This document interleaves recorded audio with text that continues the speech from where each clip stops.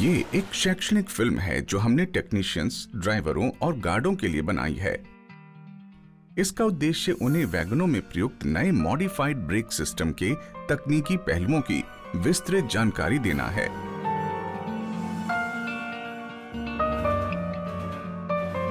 नमस्कार गणेश भाई, कैसे हो? जयपाल भैया, मैं ठीक हूँ, आप बताओ। बढ़िया बढ़िया। आज बड़े दिनों बाद दिखे। क्या कहूँ, पिछले दिनों काफी व्यस्त रहा और आज शाम को फिर निकलना है। यहाँ हमारे वैगनों का रखरखाव चल रहा था, सोचा एक बार जाके देखा। इस बहाने पुराने साथियों से मुलाकात भी हो जाएगी। ये तो बड़ी अच्छी बात है भैया।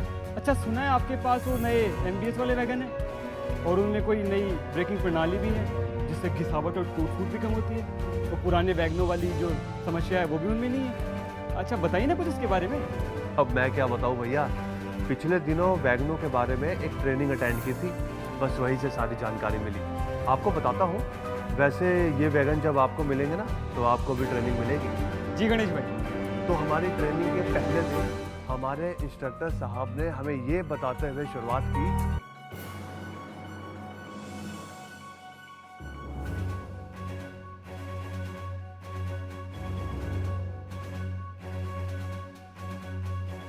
भारतीय रेल के वैगनों में under frame mounted brake cylinder air brake प्रणाली का प्रयोग काफी समय से किया जा रहा है।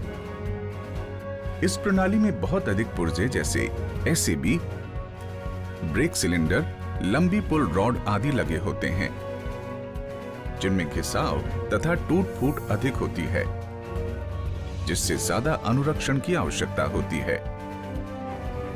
इसलिए इस समस्या से निजात पाने के लिए एक नई मॉडिफाइड ब्रेक प्रणाली, जिसे MBS प्रणाली कहते हैं, नए वैगनों में लगाई जा रही है। इस प्रणाली में हर बोगी पर विशेष प्रकार से बनाई गई प्राइमरी ब्रेक बीम के समानांतर एक डबल एक्टिंग ब्रेक सिलेंडर लगाया गया है, जिसकी स्लैक समायोजन क्षमता 500 मिलीमीटर होती है। ब्रेक सिलेंडर के दोनों सिरों पर 2 वेल क्रैंक लीवर लगाए गए हैं। ये bell crank lever brake beam पर पिवट किए गए हैं। इनके दूसरे सिरे पुश रॉड से जोड़े जाते हैं। पुश रॉड का दूसरा सिरा सेकेंडरी बीम से पिनों के द्वारा जोड़ा गया है। ब्रेक बीम के दोनों सिरों पर अलग किए जाने वाले ब्रेक शू हेड लगाए गए हैं। ब्रेक शू हेड पर 58 मिलीमीटर मोटे K टाइप के ब्रेक ब्लॉक लगाए गए हैं।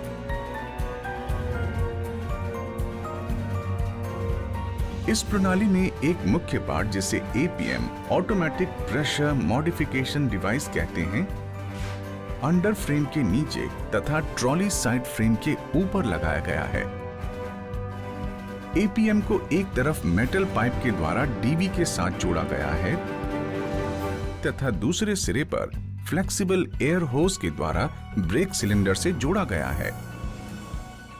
APM से ब्रेक सिलेंडर को जाने वाली लाइन पर वेंट फीचर युक्त आइसोलेटिंग कॉक का प्रावधान किया गया है।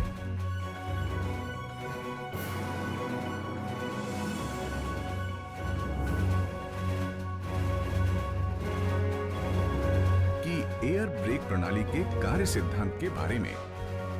नॉर्मेक की एयर ब्रेक प्रणाली पैरेललोग्राम यानी समानांतर चतुर्भुज के सिद्धांत पर कार्य करती है। जब ब्रेक एप्लीकेशन किया जाता है तो DB से प्रेशर ब्रेक सिलेंडर के अंदर पहुंचता है और ये पिस्टन को आगे की तरफ धकेलता है, जिससे ब्रेक सिलेंडर में लगी रैम असेंबली बाहर निकलती है। ब्रेक सिलेंडर के फ्लोटिंग अवस्था में लगे होने के कारण ब्रेक सिलेंडर की प्रभावी लंबाई दोनों तरफ समान रूप से बढ़ती है, जिससे ब्रेक सिलेंडर के साथ जुड़े बेल क्रैंक लीवर अपनी पिवट पर घूमते हैं। उनसे जुड़ी पुश रॉड आगे की तरफ चलती है और ब्रेक बीम को आगे धकेलती है तथा ब्रेक बीम पर लगे ब्रेक ब्लॉक भी आगे की तरफ चलते हैं और व्हील ट्रेड पर जाकर सट जाते हैं। इसके साथ साथ प्रतिक्रिया स्वरूप primary brake beam, brake cylinder, brake beam तथा लीवर सहित उस पर लगे ब्रेक ब्लॉक भी आगे की तरफ चलकर व्हील ट्रेड के साथ सट जाते हैं और ब्रेक फोर्स उत्पन्न करते हैं, जिससे वैगन में ब्रेक लग जाते हैं। यार्ड परीक्षण के दौरान APM के सही कार्य करने की जांच। जब रैक का एयर ब्रेक परीक्षण किया जाता है तो उस स्थिति में आरटीआर द्वारा खाली रैक के ब्रेक परीक्षण के दौरान ब्रेक प्रणाली के चार्ज हो जाने के पश्चात A9 वाल्व द्वारा ब्रेक पाइप प्रेशर को 1.5 किलोग्राम प्रति वर्ग सेंटीमीटर ड्रॉप करके पूरे रैक में ब्रेक लगाकर जांच करें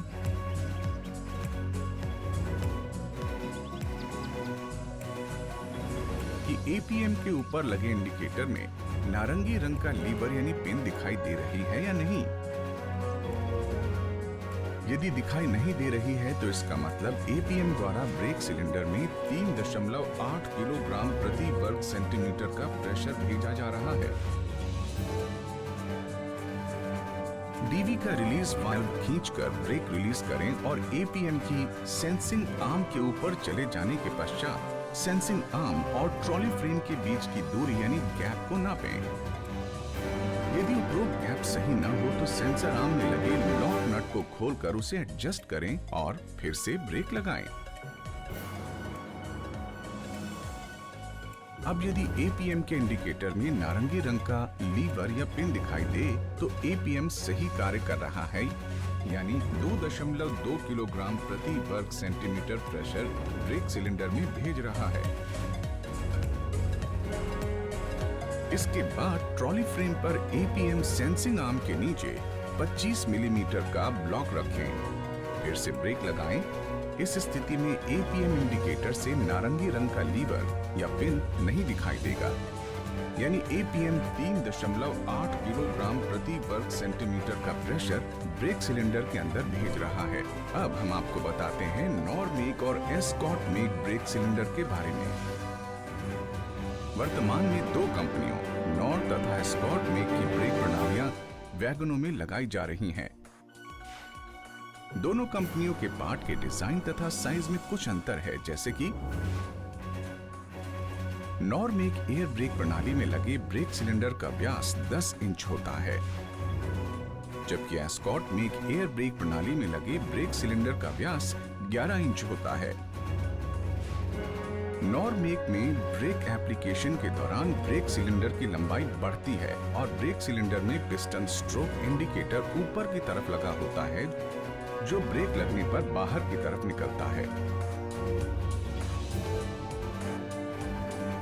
इसमें पिस्टन स्ट्रोक खाली और भरी अवस्था के दौरान 44 मिलीमीटर से 64 मिलीमीटर के बीच रहना चाहिए। वैगन में हैंड ब्रेक की व्यवस्था के लिए केवल एक बोगी में ब्रेक सिलेंडर के आगे की तरफ फ्लेक्सिबल वायर पिस्टन के साथ जोड़े गए हैं। Escort make brake cylinder. Escort make में ब्रेक एप्लीकेशन के दौरान ब्रेक सिलेंडर की लंबाई घटती है और piston stroke indicator brake cylinder body के पीछे की तरफ लगाया गया है, जो ब्रेक लगने पर पाइप से बाहर की तरफ निकलता है। पिस्टन स्ट्रोक खाली अवस्था में 55 ± 10 मिलीमीटर और भरी अवस्था में 70 ± 10 मिलीमीटर रहना चाहिए। वैगन में हैंड ब्रेक की व्यवस्था के लिए केवल एक बोगी में ब्रेक सिलेंडर के पीछे की तरफ फ्लेक्सिबल वायर पिस्टन के साथ जोड़े गए हैं।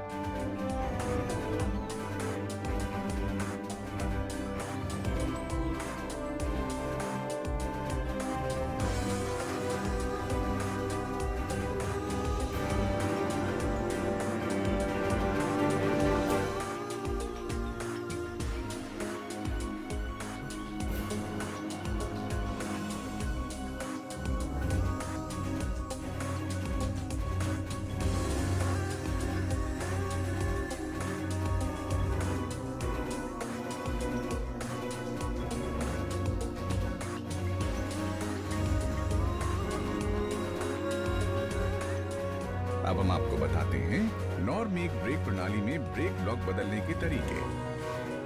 सुनिश्चित करें कि ब्रेक रिलीज अवस्था में है। ब्रेक ब्लॉक और व्हील के बीच राई बार यानी लोहे की रॉड लगाएं। ब्रेक ब्लॉक को व्हील से पीछे हटाने के लिए बारी को पीछे की तरफ धकेलें। इससे डबल एक्टिंग स्लैक एडजस्टर कार्य करके ब्रेक ब्लॉक व व्हील के बीच गैप बना देता है। गैप और बढ़ाने के लिए ब्रेक बीम को साइड पॉकेट में पीछे की तरफ दबाएं। ब्रेक ब्लॉक की स्प्लिट पिन निकालें और ब्रेक ब्लॉक को बाहर करें। पुराने ब्रेक ब्लॉक निकालें और नए ब्रेक ब्लॉक लगाएं। ब्रेक ब्लॉक की और स्प्लिट पिन लगाकर ब्रेक ब्लॉक को सुरक्षित करें। 2-3 बार ब्रेक एप्लीकेशन कराएं। ब्रेक ब्लॉक और व्हील के बीच गैप अपने आप एडजस्ट हो जाएगा। अब हम बताते हैं कि इस ब्रेकिंग सिस्टम में क्या करें और क्या ना करें। क्या करें? डूज। सुनिश्चित करें कि पुश रॉड तथा स्प्रिंग प्लैंक के बीच गैप 8 मिलीमीटर से कम न हो। केवल के टाइप के ब्रेक ब्लॉक ही लगाएं।